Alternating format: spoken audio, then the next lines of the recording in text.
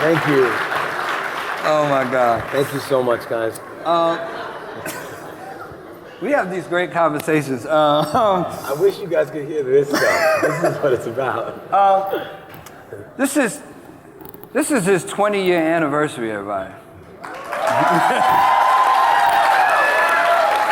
I made my first album when I was 10 years old, so no, I'm Urban Hang Suite was 96. 96. It didn't dawn on me today. We played a song and I was like, wow, this is 20 years old and it's still banging. Like, Thank you, man. did you ever think that, No. you know, the songs you made from Urban Hang Suite up until now, because I could run off a bunch of them, but they're timeless. Did you ever think that people would connect to your music and feel this way about you and your music along the way? No, I mean, it's, for me, I hope I'm coming. You guys, can you hear me properly? All right, I have to be really real with you. You know, coming from the diverse background that I'm from, being from Brooklyn, New York, not ever really being considered black to certain people. I mean, I've heard this before, like, it's crazy. I'm black to me, you know. My hair's black, my skin is brown. I mean, I feel I'm an African American. That's how I identify myself. But when people find out where your mother's from and where your dad's from, they don't consider you to be traditionally black. So for me, this was an incredible gift for me, especially 20 years later, to feel the encouragement and to know that so many of you have embraced me as your brother, you know what I mean, as one of your own. It's incredible to me. I think the reason why I make music the way I do, with a sense of caring for the music and not the trends of the moment, has a lot to do with the fact that, you know, I'm pretty stubborn. And, you know, I come from a culture, particularly on my mother's side, first to be free, revolutionaries in Haiti. They were free like years before, you know what I mean? And there's this sort of like indignant energy inside of me that says that I believe in the intelligence of my people. I know that there was an artist named Harry Belafonte that changed the game for me visually. Like when I saw him as a kid in his shows and his movies, when he was playing in Carmen, you know, when I saw Marvin Gaye, when I saw, you know, Miles Davis and even Malcolm X and Martin Luther King and just what they represented, and Muhammad Ali, just how they were as black men.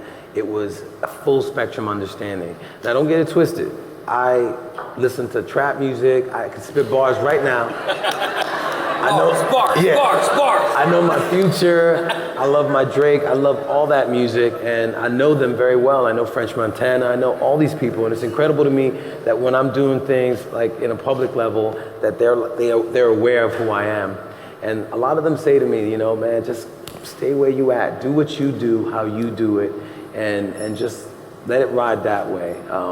I'm just grateful to all of you for the years of support, because you allow me to be creatively free, to do it the way that I want to do it the way that the universe is like moving me to do it. Not many artists get that gift, you know. I know a lot of people who started in the business when I started that are not around anymore.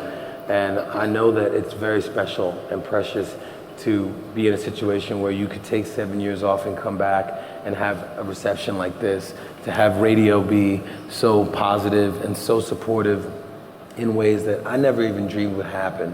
When my first album came out, it wasn't this exploding #1 out the box, out the gate. I mean, they were selling it for $7.99 when there were record stores back in the day. I was doing clubs for like $2 a head. You know, trust me, the hustle was real. And, you know, but if it's easy, it's not worth it for me, you know? If it doesn't take hard work, if it doesn't take persistence, then it's not worth it. And you guys have made it worth it. You know, 20 years later, I see the worth of all the hard work that you've allowed me to put forward within the music. And I thank you, and I thank all the radio stations out there, specifically your station. There are no other stations. There are no other stations. But just generally, the listeners, I feel like, you know, the people that are engaged in what I do care about music.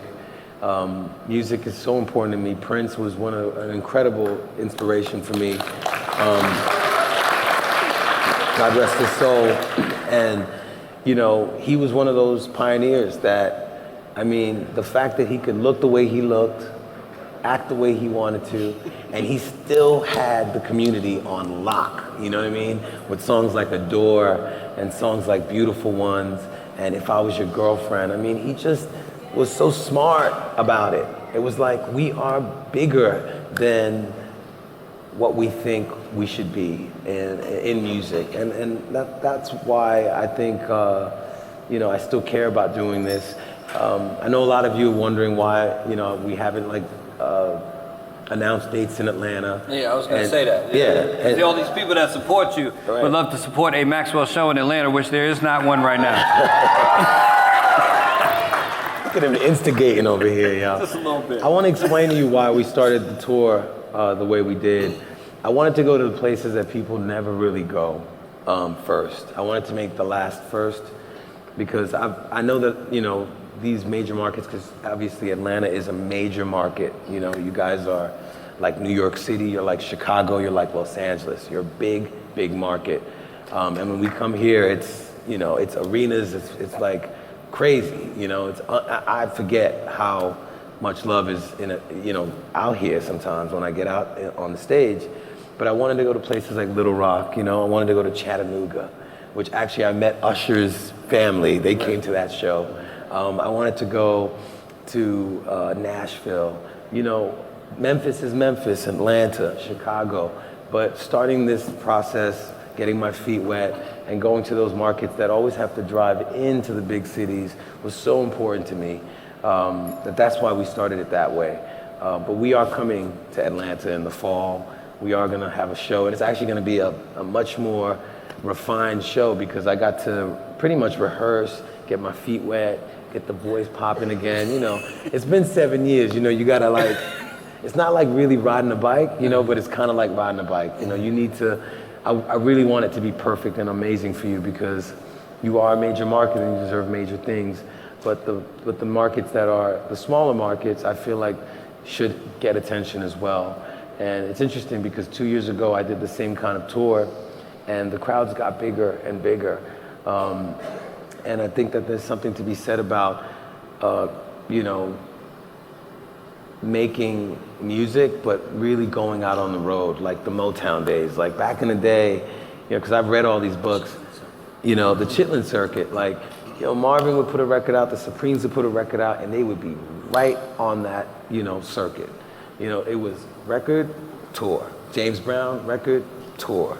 Nowadays, it got changed because it became about videos, it became about memes, it became about, it became about reality shows, it became about, you know, like things that had nothing to do with actually being a real performer and connecting with the audience the way that I feel like those guys back in the day used to do. So I'm trying to sort of reintroduce that, and it's been great because I've been on the road with Bro James. I don't know if you guys know that song Permission, but it's a great album. You know, Fantasia was on the road with us. You know, we were in her hometown area. She's from Greensboro. I mean, it was church on a weekday. Full on church on a weekday. And it was so incredible for me to, you know that, wow, like, I better be on point, because, you know, and, you know, now I'm going to hit the road with Mary in Europe, and then when we come back, you know, we going to come back. That's all I'm saying. Okay. This album, Summers, second of the trilogy, this is the first song off of that album. We will have an opportunity for you to ask some questions for Maxwell. We got a couple more songs we want to play off this wonderful album that's available now. Here is All the Ways Love Can Feel, Maxwell and V-103. V-103.